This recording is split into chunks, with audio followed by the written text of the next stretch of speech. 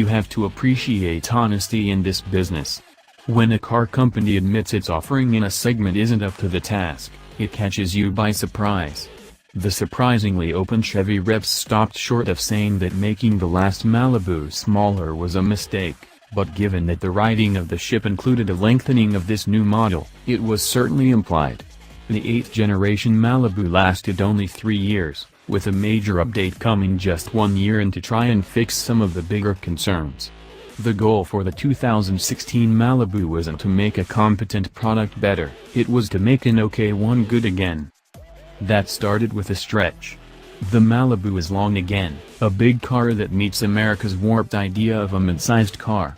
Because of this, the Malibu's dimensions sidle up to the Impala's. In fact, it's within a fraction of an inch of the Impala's wheelbase measurement, and sits right between the last Malibu and the Impala in terms of EPA passenger volume. The back seat gets the most of the payoff, bringing it back into competition with other mid-sized counterparts.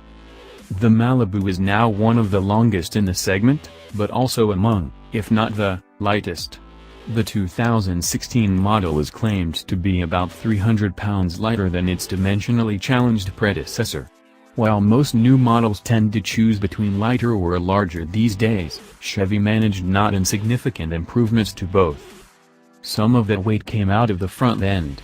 The aluminum hood is lighter than before, and we'd wager that's because it stops very short of the leading edge of the car. Instead, the nose is enshrouded in a big plastic fascia, which has to be an advantage at the scales but creates a somewhat unfinished look. That's amplified by the fact that everything ahead of the hood is a bit busy, and actually surprisingly aggressive, in contrast to the rest of the design. The new Cruze, with its cowl-to-grille hood, wears a more cohesive new Chevy front end. The styling adopts the, dare we say it, coupe-like look of most new family sedans. The profile is attractive enough but almost generic now since the Chrysler 200, Ford Fusion, and others have already moved in this direction. The rear-end styling is inoffensive, almost original Mercedes CLS meets current Impala. The more interesting styling-related item is the near-total lack of differentiation between the lowly L model and the range-topping Premier. Styling doodads no longer separate the trim levels, it's the features inside that fuel the upsell. The ritzier models, LT and Premier, get LED daytime running lamps, that further busy up the front end, and the Premier features LED taillights, with graphics similar to the standard lamps, so you can't tell the difference unless they're lighting up. There are also differences in wheel designs and diameter that actually might entice you to pay more.